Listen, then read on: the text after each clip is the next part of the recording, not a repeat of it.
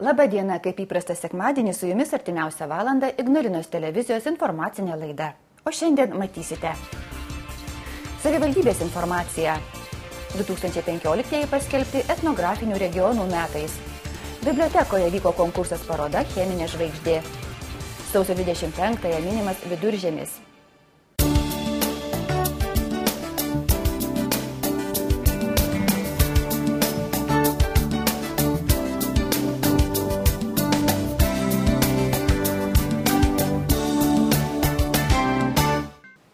Labą dieną.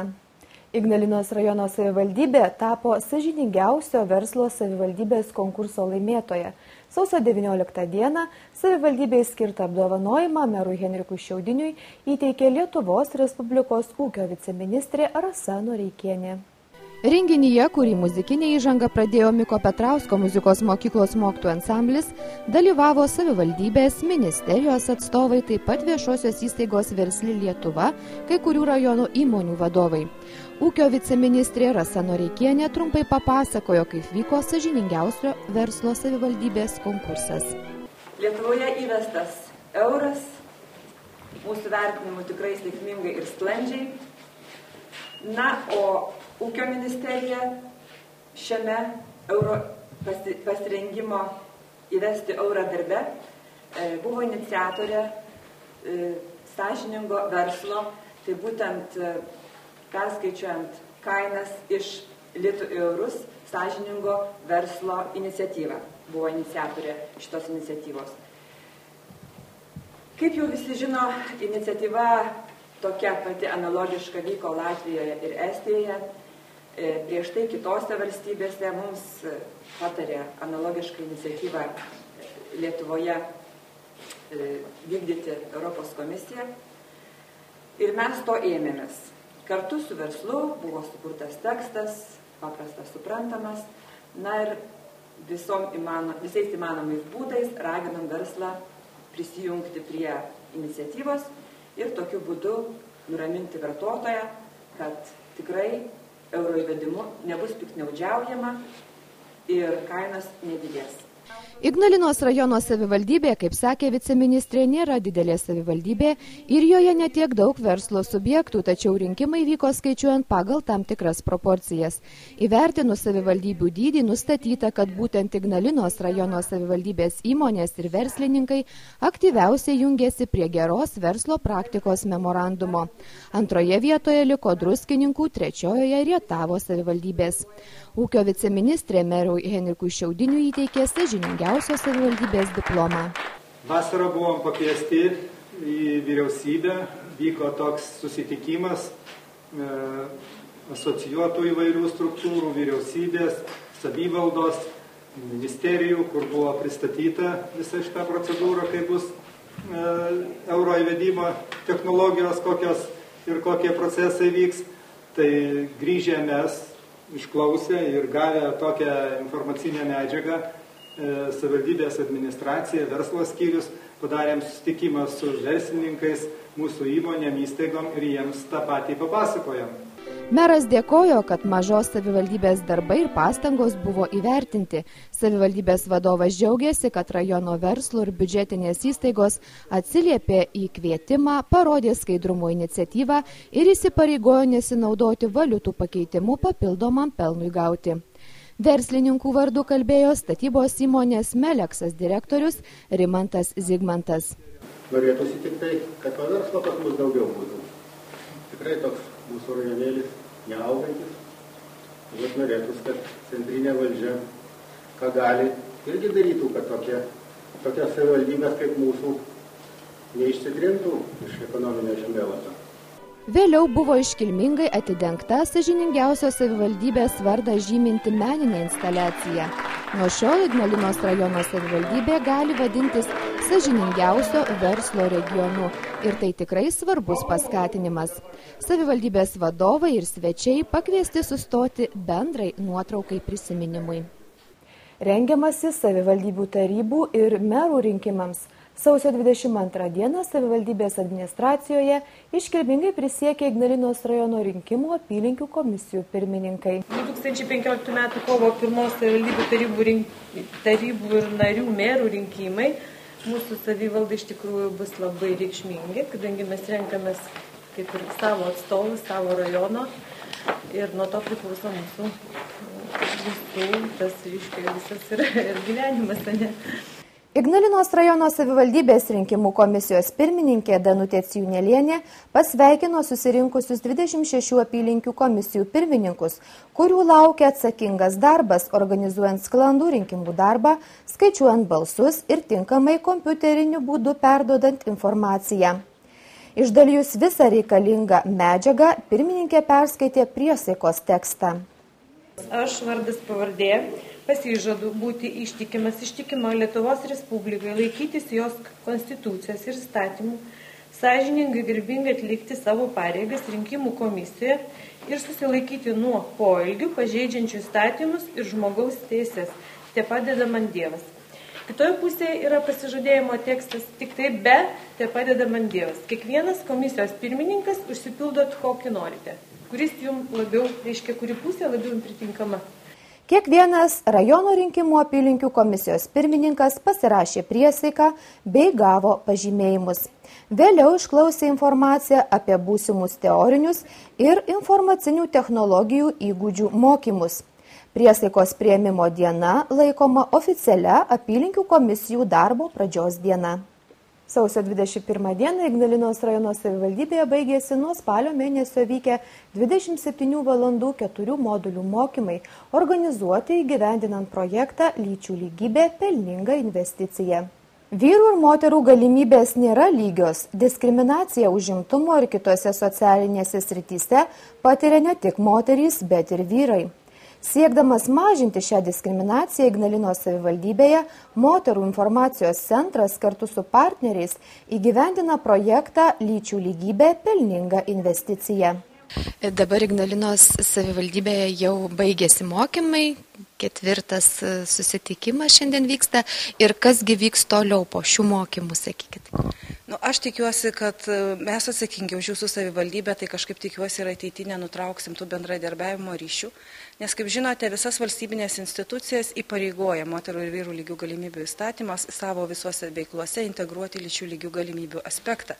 Ir tai yra svarbu, nes rajone gyvena tiek moteris, tiek vyrai ir tiek moterų, tiek vyrų poreikiai, jie šiek tiek skiriasi. Mes turime ir bendrų poreikių, bet taip pat mes turime ir skirtingų poreikių. Ir tiesiog būtent, kai mes kalbam apie moteris ir vyrus, mes ir stengiamės kalbėti apie tai, kad turi būti tiek atstovaujama, tiek atsižvelgiama į abiejų lyčių poreikius.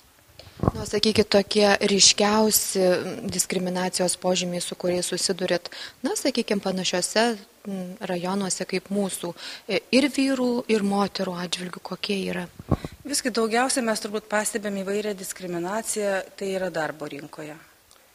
Sunkiau darbo rinkoje, jeigu mes vis laik pažymim, kad tai yra moteriams, nes visgi joms yra priskiriama šeimos sfera ir darbdaviai labai dažnai tai interpretuoja, kad jeigu klausia jaunų merginų, kada jos žada gimdyti ar žada ištekėti ir panašių dalykų, kas šiek tiek trukdo moterims įsilieti, pilnavertiškai įsilieti į tą darbo rinką, jeigu jos nori siekti karjeros, jiems tai yra sunkiau padaryti.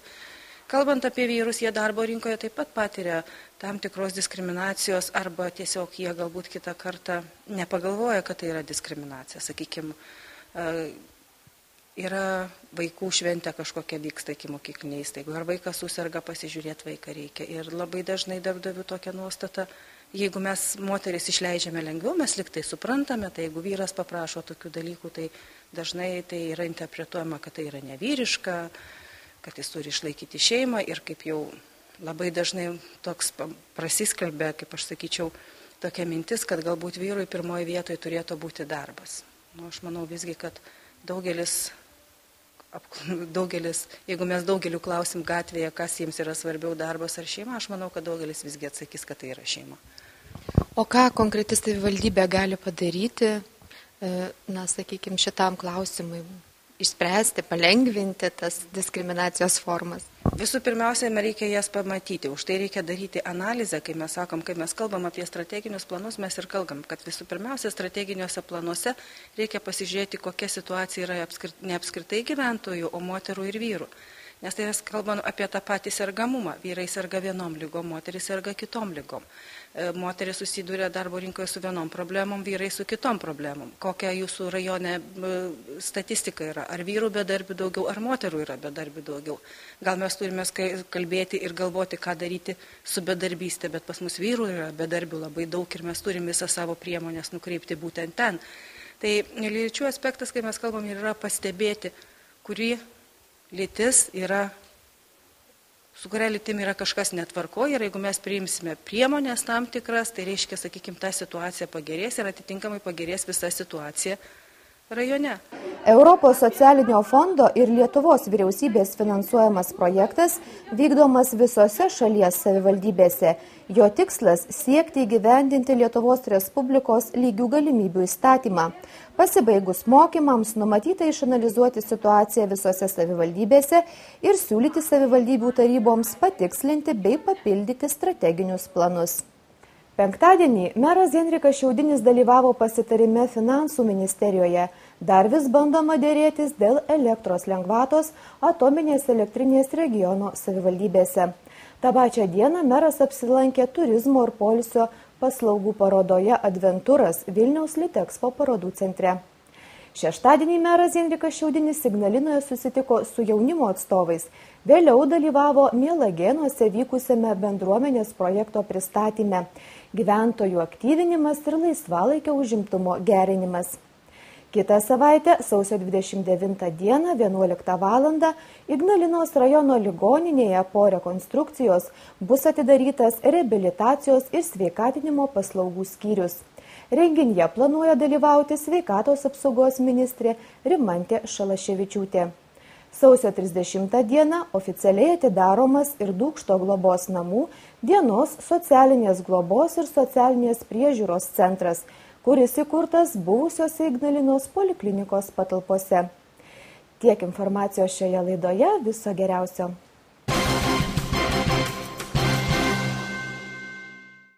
– 2015 paskelbti etnografinių regionų metai. Sausio 19 dieną, pirmadienį, visoje Lietuvoje vyko etnografinių regionų metus pradedantys renginiai. Ignalinos krašto muziejus tą progą pakvietė į renginį Čia mūsų namai. Lietuvos Respublikos Seimas 2015 metus paskelbė etnografinių regionų metais. Taip siekiama išsaugoti istorinį ir kultūrinį regionų savitumą, akcentuoti jų svarbą ir kultūrinį palikimą, kurį būtina išsaugoti. Sausio 19 dieną, pirmadienį, per visą Lietuvą nuvilnijo etnografinių regionų metus pradedantys renginiai. Ne išimtis ir Ignalina. Ignalinos krašto muziejuje pirmadienio vakarą vyko renginys Čia mūsų namai. Jame koncertavo folkloro ansamblis Čiulbutė, susirinkusieji galėjo apžiūrėti sertifikuotų amatininkių Marijonos Lukaševičienės ir Vladės Adomavičienės rankdarbių parodas. Renginyje dalyvavęs Ignalinos rajono savivaldybės mero pavaduotojas Gintautas Kindurys pasidžiaugė, kad nepamirštame savo šaknų, savo turtingos kultūros ir pabrėžė, kad svarbu išsaugoti regionų savitumą. Etnografiniai regionai, mums, kai skamba žodis regionai, to mes įsivaizduojam turbūt žemėlapį, aiškės ribas, o etnografiniai regionai sudaryti istorijos eigoje, kultūros eigoje, jie sienų neturi ir net ir daugelis mokslo žmonių ginčiasi, kur užsibaigia vienas, kur prasideda kitas, galų gale kiek jų yra. Bet būtent šitas dalykas turbūt ir suartina lietuvius, būtent etnografinių metų paskelbimas ir kviečia ne tiek prisiminti, puoselėti, bet ir skleisti tą viešąją nuomonę, kad tai yra svarbu. Muziejininkė Marija Kirkienė pristatė 4 Lietuvos regionus, jų savitumą. Būtent regioniniai Lietuvos kultūros skirtumai atspindi sudėtingą mūsų valstybės istoriją. Ir dabar vieni arba kiti esame turtingi tam tikrais bruožais, jais išsiskiriame iš kitų. Sakė vakaro vedėja. Vakarą autentiškomis liaudies dainomis papuošė folkloro ansamblis Čiulbutė. Ansamblio vadovė Sigutė Mudinienė priminė, kad šiais metais bus minimos liaudies dainų karalienės Kristinos Skrebutėnienės 160-osios gimimo metinės. Todėl ansamblis ruošiasi parengti jos dainų programą. Vicemeras, dėkodama šiam ansambliui už mūsų krašto kultūros puoselėjimą, sakė, kad jį galima vadinti etnografiniu mūsų regiono veidu. Čiulbutės nariai atlieka daugiausia pačių surinktas Ignalinos krašto dainas. A jos sudėta visa žmogaus gyvenimas, visa dalia. Anos skirtos ne paslinksminimui, daugiau pamyslimui, dūšios paraminimui. Tai bet daugeliškio atsaikinių būkliškių kaimų dainas apie siratų, apie kareivystį, apie mergystį mes padainos. Pageras tarotelė, daugiau nebežaliuos, biednas siratelė, daugiau nebedainuos. Susirinkusieji galėjo apžiūrėti muziejuje surengtą 2 ne tik Ignalinoje, bet ir visoje Lietuvoje gerai žinomų ir nekartą apdovanotų amatininkių darbus. Tai Marijonos Lukaševičienės veltiniai ir dirbiniai iš Vilnos, bei Vladės Adomavičienės siuviniai ir siuvinėjimo rankdarbiai. Tikrai džiaugiuosi, kad bent kažkiek tai prisidėjau prie etninės kultūros, kad tai tikrai man yra mielas darbas, praktiškai nuo visų darbų kitų, kuriuos dirbo irgi nuoširdžiai, tai čia tikrai man yra atsipalaidavimas. Tai darbas, į kurį įdedi visą savo emocijas, reikalingas ir nereikalingas, įdedi visą meilę ir visas mintis. Marijona Lukaševičienė išsakė ir viltį, kad etnografinių regionų metai paskatins atkreipti dėmesį į tuos, kurie puoselėja senuosius amatus, ir ne tik pasidžiaugti jų darbais, bet ir suteikti taip reikalingą paramą, kuri paskatintų amatininkų veiklą regionuose. Aš norėjau ką pasakyti apie tautinį paveldą. Man tai yra svarbu išsaugoti. Aš sakau, kad mūsų Lietuva liktų gražiai, kaip ir anksčiau buvo. Ir padedant mano seneliais, kurie taip puoselėjo tėvais. Ir aš noriu palikti, kad mūsų vaikai prisimintų tą ir išmoktų kažką tai perduoti, kad jie savo vaikams dar galėtų palikti. Mes tiek turim gerų žmonių, darbščių, kuriuos tik reikia kartais pastebėti. Ir aš noriu, kad mano vaikai tai perduotų savo vaikam, kad mes liktum tikrai tauta, tarptų visų didelių tautų, neužmiršta ir toliau ją puoselėtų meilę.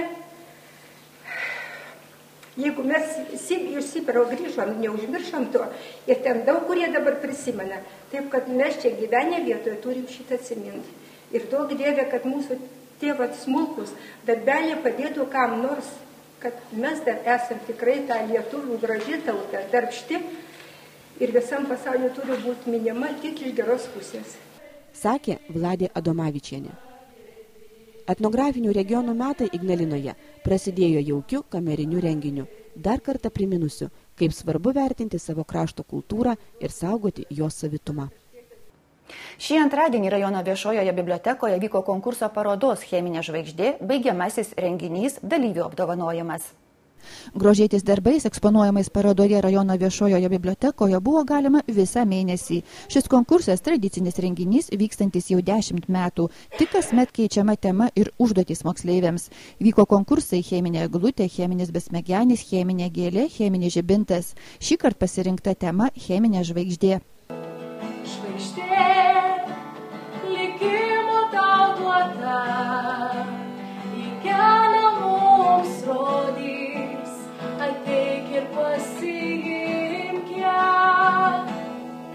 Žvaigždė, likimo tau duota, į kelią mums rodys, ateik ir sek ją. Konkurso tikslas skleisti meninę patirtį, formuoti kūrybos ir aktyvios veiklos principus, ugdyti mokinių meninius sugebėjimus, o jo iniciatoriai rajono chemijos mokytojai ir mokiniai. Renginyje kalbėta apie žvaigždžių cheminę sudėtį, prisiminti gražūs prasmingi žodžiai apie jas. Rajono moksleiviams ir chemijos mokytojams dėkota už dalyvavimą konkurse originalius darbus. Buvo įsteigta 10 nominacijų, dalyviai apdovanoti Ignalinos kultūros ir sporto centro padėkos raštais. Vidišių gimnazijos moksleiviai apdovanoti už ryškiausią, originaliausią bei linksmiausią žvaigždės. Paslaptingiausia ir stilingiausia pripažintos Didžiasalio Ryto gimnazistų žvaigždės. Ignalinos Česlovo Kudabos progimnazijos moksleivio žvaigždė atiteko nominacija kalėdiškiausia. Ignalinos gimnazijos ir Naujojo Daugėliškio mokyklos daugiafunkcio centro moksleiviams įteiktos padėkos už netikėčiausią ir išradingiausią žvaigždės. Didžiasalio Ryto gimnazijos Naujojo Daugėliškio skyriui skirta nominacija įdomiausia, o Dūkšto mokyklai rimčiausia žvaigždės. Apdovanojimus įteikė kultūros ir sporto centro metodininkė Laimutė Kibildienė, kuri susirinkusiems linkėjo išradingumo ir aktyvaus dalyvavimo kituose renginiuose, taip pat balandį vyksiančiame konkurse Nuodai iš gamtos. Sausio 25-ąją mūsų tradicinėme kalendoriuje minimas Viduržiemis. Žmonės tikėjo, kad pagal šios dienos orus galima spręsti apie tolesnius žiemos, pavasario ir vasaros orus. Ar vis dar galima pasikliauti senaisiais žmonių pastebėjimais ir prognozėmis? Apie tai mūsų reportaže. Sausio 25-oji mūsų tradicinėme kalendoriuje Viduržiemis. Žiema jau įpusėjo, o diena nuo Kalėdų pailgėjo visą valandą ir 3 minutėmis. Nuo seno tikima, kad šią dieną miške savo oloje nubunda barsukas ir išlenda apsidairyti. Jeigu šviečia saulė, išsigąsta savo šešėlio ir taip ir neprasimankštinės sprunka atgal į guolį. O koksgi miegas ant nugulėto šono? Aišku, prastas. Taigi, greit ateis ilgai lauktas ankstyvas pavasaris. O jeigu diena apsiniaukusi, barsukas pasivaikščios po mišką, grįš į olą ir apsivertęs ant kito šono vėl kietai įmigs. Tai reiškia, kad pavasario sulauksime dar negreitai. Negana to, jis bus vėlyvas ir šaltas. Seniau šią dieną žmonės stengdavosi nuspėti, kokie bus orai antroje žiemos pusėje ir koks bus pavasaris. Na, o mes nutarėme nespėlioti ir apie tai pasikalbėti su geriausiai gamtą pažįstančiai žmonėmis. Pirmiausia, užsukome į Palūšę pas biologą, gamtininką Bronių Šablevičių. Nuo senų laikų sausio 25-ąją yra minimas pusiaužiemis arba viduržiemis, kaip tai yra vadinama. Na ir sakoma, kad tą dieną barsukas išlenda iš olos apsidairyti arba meška apsiverčia ant kito šono. Ar galima tikėti tokiais pasakojimais, tokiom istorijom? Galima buvo anksčiau tikėti, kada žiemos buvo normaliai šaltos, be atodrėkių, su giliu sniegu, su šalčiu, o dabar tas pats barsukas turbūt visai nesupranta, kas vyksta gamtoje, nes, barsukui reikia kaip užmiegančiam žvėriukui, žiemą užmiegančiam, jam reikia to miegojimo laiko nuo iki. Ir liaudyje tas toksai pasakojimas vyrauja, kad barsukas išlenda pasižiūrėti ir dar ne pavasaris, tai jis išlenda iš tikrųjų, išlįsdavo, kada jau saulė gerokai pakaitina, gal kovo mėnesį, kada sniegas tirpsta, kada jau iš tikrųjų šilta ir pavasario kvapas jaučiasi visur. Dabar barsukas jau nežino, kada išlysti, jis išlenda ar gruodžio mėnesį, jis išlenda ar sausio mėnesį, kaip dabar. Pavyzdžiui, šiandien užsnigo, anksčiau sniego nebuvo. Tai ir šalčio nėra. Juk sausio mėnesį pirmoji pusėje buvo net iki +7 laipsniai šilumos. Žodžiu, gamtoje taip pat yra ta kažkoks tai chaosas dėl klimato posūkių įvairiausių. Na ir tas barsukas, jau jis pats vargšas, labai suklaidintas ir pagal barsuką nieko negalime jau spręsti. Na, jūs jau užsiminėt, kad gamtoje dabar chaosas apskritai vyrauja, taip? Kokią įtaką tai daro ir pačiai gamtai? Gyvai gamtai daro įtaką negyvoji gamta. Negyvosios gamtos reiškiniai, tai yra visų pirma atmosferos reiškiniai. Kodėl nebegalioja, aš sakyčiau, nebegalioja tie liaudės išminties sukaupti pastebėjimai, kurie galiodavo anksčiau dėl orų kaitos, dėl orų savybių. dar mano vaikystėje aš labai domėdavausi debesimis, domėdavausi vėjų, domėdavausi kokie reiškiniai. Ir aš labai puikiai atsimenu, kaip saulė leisdavosi į debesį, arba be jo. Ir tada sakydavo kaime, koks bus rytoj oras. Kadangi tai buvo žemės darbai, kad ir daržo darbai, lauko darbai, visi priklausydavo, bus lietus ar nebus lietus, o jau šieno džiovinimas tai viršūnė. Reiškia, ar mes iškratysime šieną rytoj, ar neiškratysime, nes jokių internetų nebuvo ir mes negalėjom pažiūrėti prognozių, o radio prognozijas buvo be galo netikslios, tiesiog klaidinančios. Tai važiūrėdavo žmonės į gamtos reiškinius, jeigu saulė leidžiasi į debesį, tikrai nereikia šieno iškratyti rytoj, nes tai bus arba rasa, sakysim, iš ryto neišgaruoja rasa. Saulė šviečia, bet rasa visą laiką. Vadinasi, kas? Negaruoja rasa. Kodėl? Todėl, kad pilna vandens garų ore, o tai reiškia, kad bus lietus, kad susikaups debesis ir pradės lyti. O jeigu rasa išgaruoja, reiškia slėgis aukštas, atmosferinis ir bus giedra.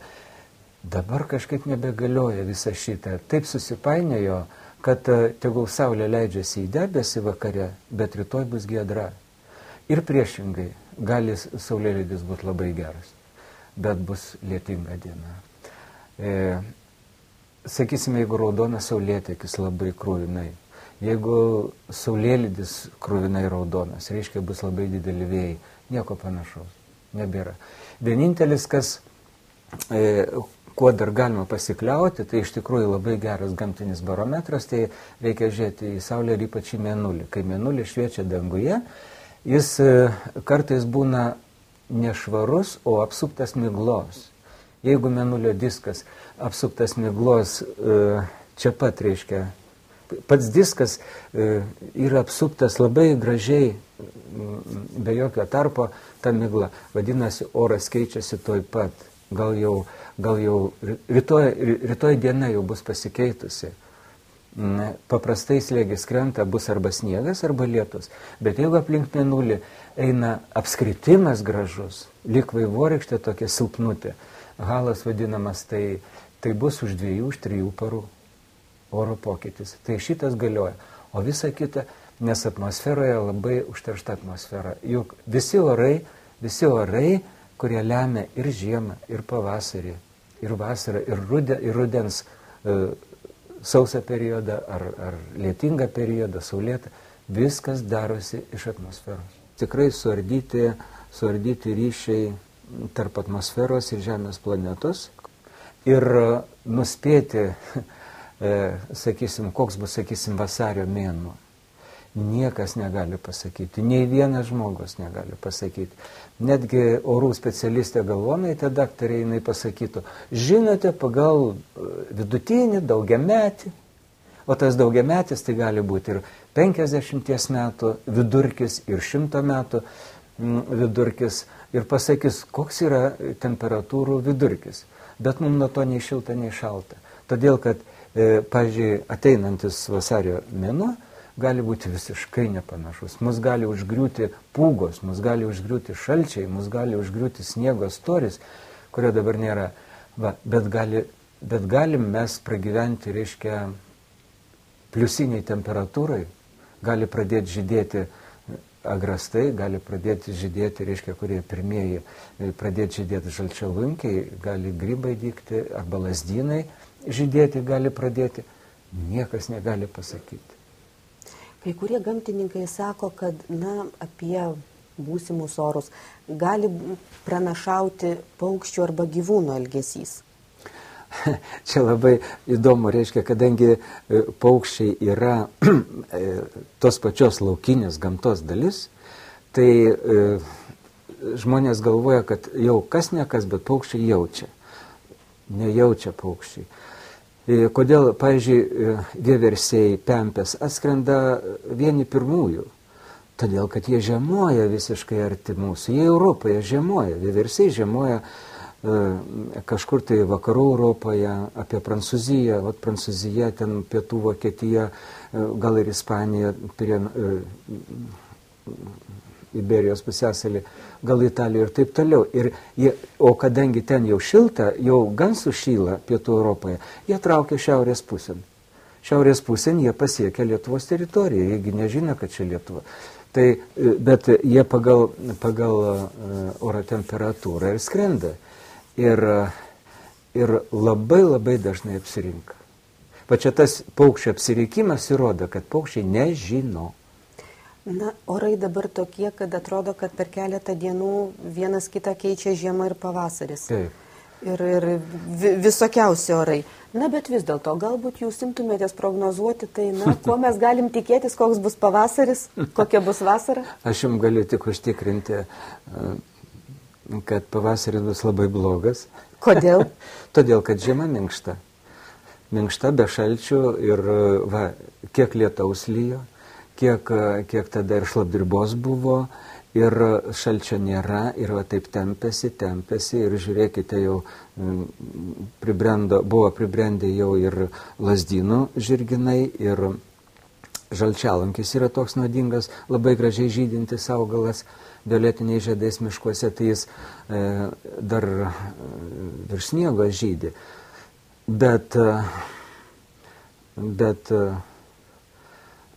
niekas negali pasakyti, nes gali užeiti, sugrįžti žiema.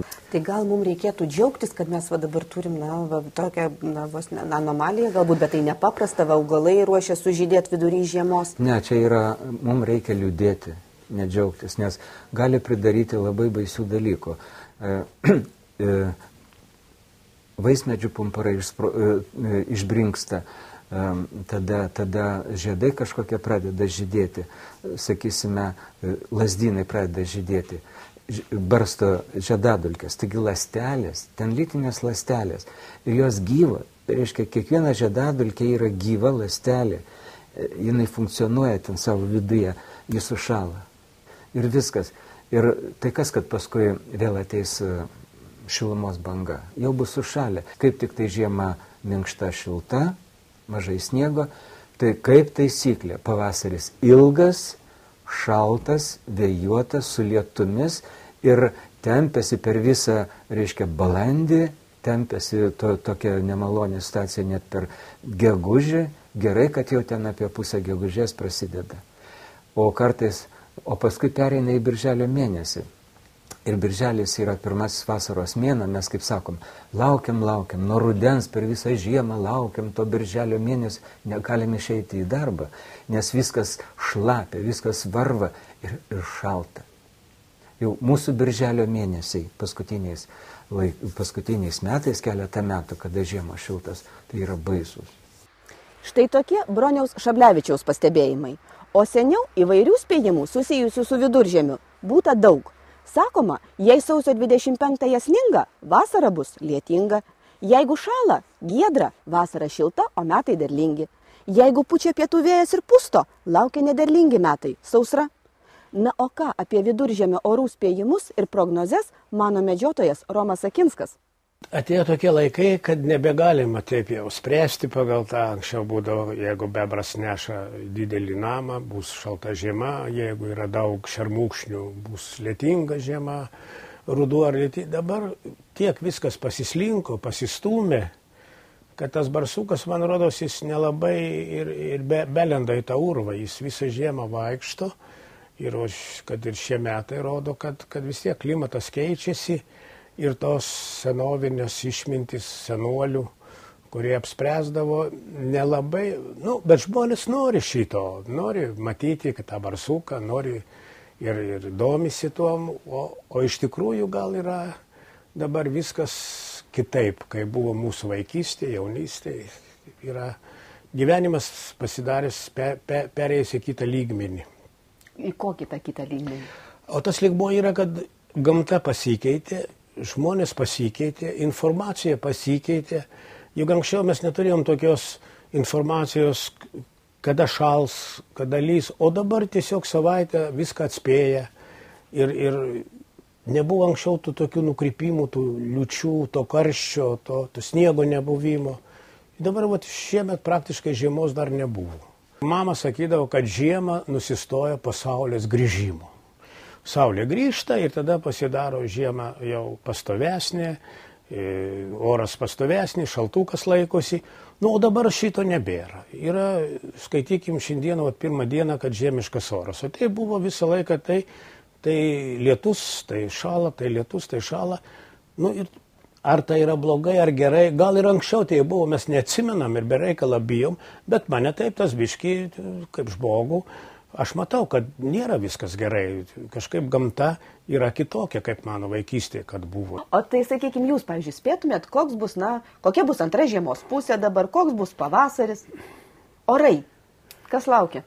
Manyčiau, kad nieko aš nespėčiau, tik galiu pasakyti, kad dabar žiemos bus tik 2 mėnesiai. Ir žvėreliams, ir paukšteliams jau bus lengviau iškentėti, nes praktiškai iki dabar žiemos nebuvo, o jau žiemos liko vasaris ir kovas, o kove jau kapsi. Va tokie geriausiai gamtą pažįstančių pastebėjimai apie viduržemį ir galimybės numatyti netolimoje ateityje mūsų laukiančius orus. Tiesa, gal vis dėlto reikėtų prisiminti, kad nuo seno buvo tikima, jog sausio 25-ąją sodininkai turėtų apeiti sodą, papurtyti apšarmojusias obelis ir pažadinti gyvybę. Ir gink Dieve, neliesti nieko, kam gali kirmelės pakenkti. Neveltui ši diena dar ir kirmeline vadinta. Todėl vyrai kirvio į rankas neimdavo ir nieko iš medžio nedarydavo, kad kirvarpos medienos neišvagotų. Aukštaičiai net be obuoliukų, morkų, burokų tą dieną stengdavosi išsiversti.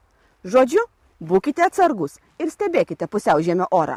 O gal imkite ir išsiruoškite į mišką. Taip galėsite patys patikrinti, ar buvo barsukas išlindęs iš olos. Šiandien tiek, dėkojame, kad buvote kartu. Viso gero.